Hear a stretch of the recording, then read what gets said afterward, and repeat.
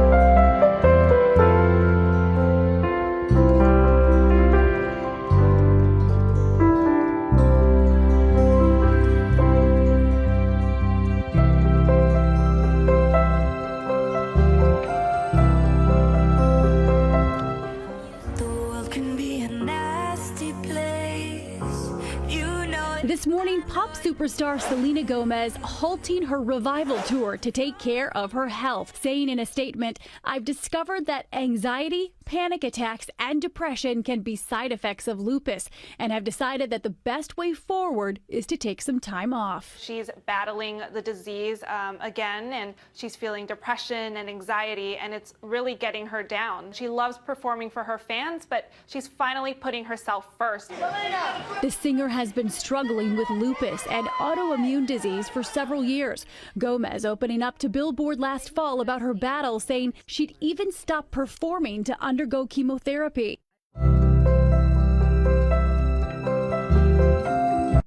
That's when we see two characters arguing over Selena's health crisis. Now, I know for a fact that Selena Gomez's kidney donor was Justin Bieber's mom. It was Demi Lovato's kidney. In another scene, there's graffiti on the wall that asks, "Does Selena Gomez even have kidneys?" Yeah, those jokes didn't exactly sit well with Selenator. Dice it just like you were doing the scallions or the green onions. Perfect, perfect. Oh my gosh, it smells so good. My mouth is watering. It's good. Papa, do you mind squeezing it really hard? Sorry, I have very weak hands. I have lupus, so... Okay.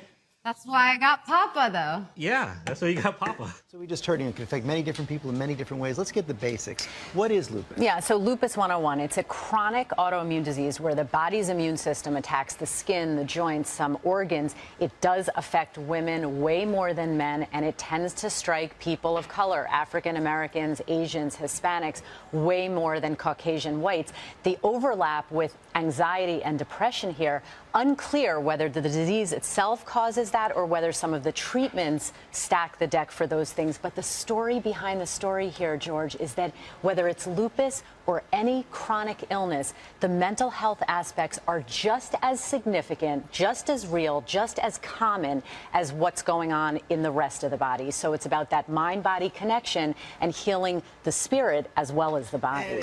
And I was surprised to see that you use chemotherapy to treat something like this. So the mainstay of treatment right now, because again, this is about treating it, not curing it. Unfortunately, there's no cure yet, is what we call immune suppression using a class of medications that are immune modulators. Chemotherapy is a big one, steroids is another one, and again, effective, but really takes a toll on the whole body and mind. And Selena, bringing a lot of awareness to the disease, what are the kind of symptoms that people should look out for? Well, there's a long list, and people can go to the internet, to lupus.org, to see the complete list, but the more common ones: rash, painful, swollen, tender joints, extreme fatigue, fatigue, swelling in the lower extremities. The diagnosis is usually made with a battery of blood tests and then usually treatment and management by a specialist called a rheumatologist. And again, no cure, but treatment. Props to Selena for bringing awareness to this.